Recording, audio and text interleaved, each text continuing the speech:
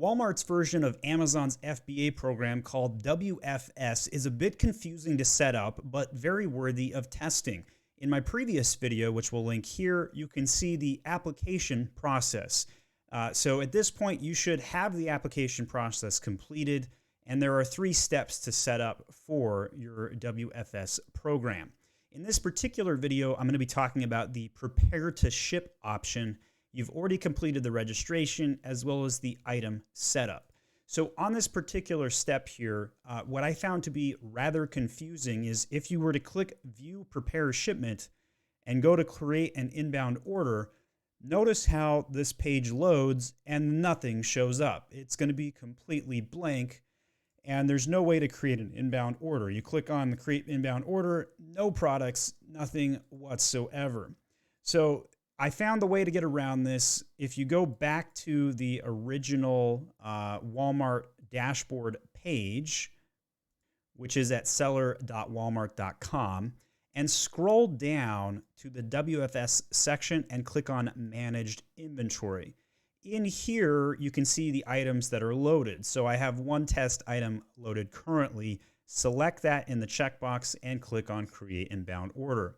That'll bring up this page right here, and in here you can see the item that's been loaded. We're going to select the return address, the delivery date, how many units, the quantity, the case pack, and the units per case.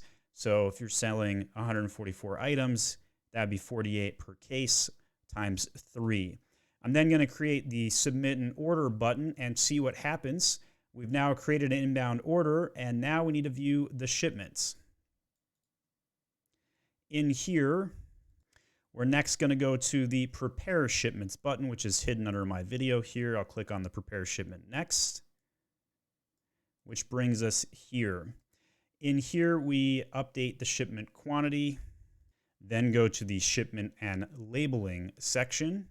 I'm going to be doing a small parcel. Number of SKUs per box is going to be 1. Number of mixed SKUs per box is nothing.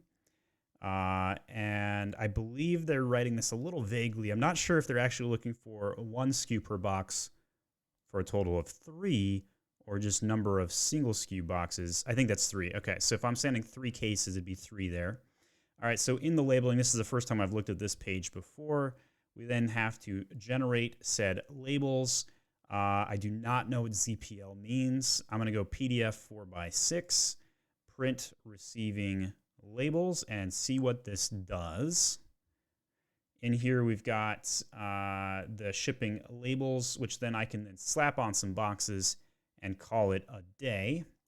After that, it looks like that's everything. I don't believe there's any additional steps. They do outline here, fill out the package details, fill out the attributes based on your packing situation, and circle any one of the shipment type, mixed SKU, single SKU, or pallets. Fix the labels to the box, and throw it out the door. The one thing that I'm not 100% sure on is whether this is paid shipping into their facility. That is not apparent to me. I guess I will go find out and report back in one of my future videos. For all my videos on selling on Walmart, click on this playlist here. My name is Stephen Pope, and I'm the founder of My Walmart Guy and My Amazon Guy.